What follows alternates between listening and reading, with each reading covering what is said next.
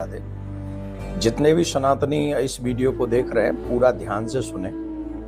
इस वीडियो में जब आप अष्टमी पूजन कर रहे होंगे या नवमी पूजन, कई घरों में अष्टमी पूजन होता है, कई नवमी पूजन करते हैं और देवी कन्याओं को जिमाते हैं।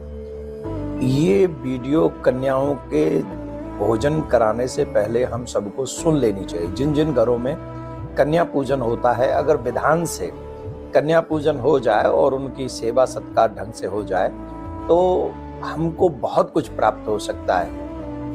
वेद व्यास जी महाराज ने ऐसा लिखा है कि अगर कन्या पूजन, कन्या कितनी आयु की होनी चाहिए, तो 5 साल से लेकर 7 साल या 8 साल, लास्ट 8 साल तक की कन्याओं का पूजन होना चाहिए, भोजन होना चाहिए और निष्ठा पूरी होनी चाहिए।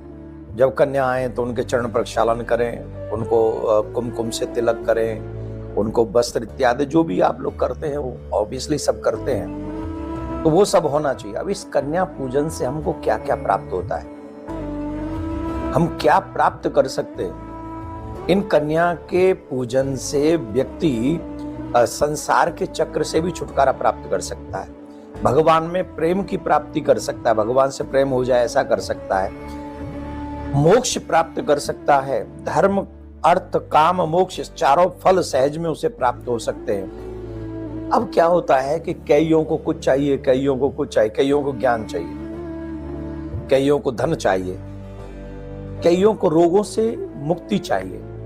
हमारे यहाँ 4 वर्ण हैं, ब्राह्मण, क्षत्रिय, वैश्य और चतुर्थ वर्ग। इन चारों वर्ग की कन्याओं का पूजन करने का विधान है हमारे सनातन। अगर आप ज्ञान चाहते हैं, आप चाहते हैं कि आपको ज्ञान की प्राप्ति हो, तो ज्ञान की प्राप्ति के लिए, विवेक की प्राप्ति के लिए आपको ब्राह्मण वंश में जन्मी हुई कन्याओं का आवाहन करना चाहिए, पूजन करना चाहिए, उनके चरण प्रक्षालन करने चाहिए और फिर द्रव्य दक्षिणा देकर, वस्त्र देकर, उनको भोजन कराकर उनको विदा करना चाहिए। ऐसा करने से आपको ईश्वरीय तत्व ज्ञान होता है, सांसारिक विद्या प्राप्त होती है, जिनसे हम कहते हैं हमारे बच्चे पढ़ते लिखते नहीं है। अगर आपके बच्चे भी कन्याओं का पूजन करें तो आपके बच्चों को मां सरस्वती प्रसन्न होकर विद्या प्रदान करेगी। अब कई लोग ऐसे होते हैं जिनको शत्रुओं से बड़ा भय रहता है, शत्रुओं से मुक्ति पाना चाहते हैं, जो इंटरनली बड़े कमजोर होते हैं, बड़े कमजोर रहते हैं, वो बहुत परेशान रहते हैं। कोई कहता है कि हमारी जमीन को कोई हत्या गया, मतलब कब्जा कर लिया है, हड़प रहा है, हमारे ऊपर केस चल रहे हैं, मुकदमा चल रहे हैं, बहुत परेशानी हो रही है। इन सब परेशानियों से निजात पाने के लिए हमें क्षत्रिय वंश में जन्म हुई कन्याओं का पूजन करना चाहिए। वही 5 से 8 साल 7 साल की आयु तक की कन्याओं का आप वृद्धि श्रद्धा से पूजन करें, चरण प्रक्षालन करें, उन्हें भोजन कराएं और द्रव्य दक्षिणा देकर उनको विदा करें, तो आपके ऊपर ऐसी कृपा होगी कि आपकी जो ये परेशानी मैंने गिनाई है उनसे आपको मुक्ति मिलेगी। अब कोई लोग व्यापार करते हैं लेकिन उनके व्यापार में उनको लाभ नहीं होता है, कहीं उन्हें सफलता नहीं मिलती है, वो हमेशा परेशान होते हैं, काम रुक जाते हैं, कर्ज बढ़ता ही चला जाता है, कर्ज चुकाने में असमर्थ होते हैं। तो ऐसे लोगों को वैश्य वंश में जन्मी, मतलब वणिक परिवार में जन्मी हुई कन्याओं का, जिनकी आयु 5 से 8 साल ही होनी चाहिए,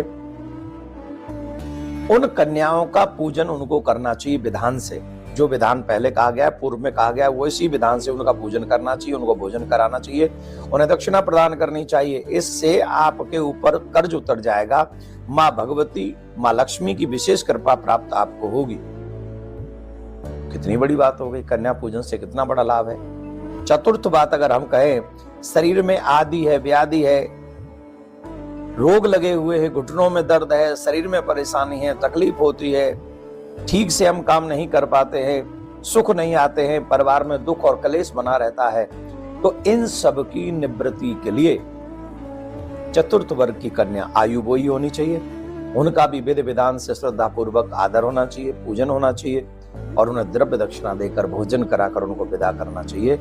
इससे माँ दुर्गा आपके ऊपर कृपा करेंगी और आपके जो आदि व्याधि है, कष्ट है, शरीर में रोग है, वो सब मुक्त हो जाएंगे। तो मेरा आग्रह है, आप सभी लोग अष्टमी पूजें या नवमी पूजें, पर इस वीडियो को ज्यादा से ज्यादा लोगों तक इसलिए पहुंचा दें जिससे जिसके जीवन में जिस चीज की समस्या है, ज्ञान की समस्या है, शत्रुओं की समस्या है, धन की समस्या है या रोगों की समस्या है, इन सभी समस्याओं का समाधान अगर आप विधि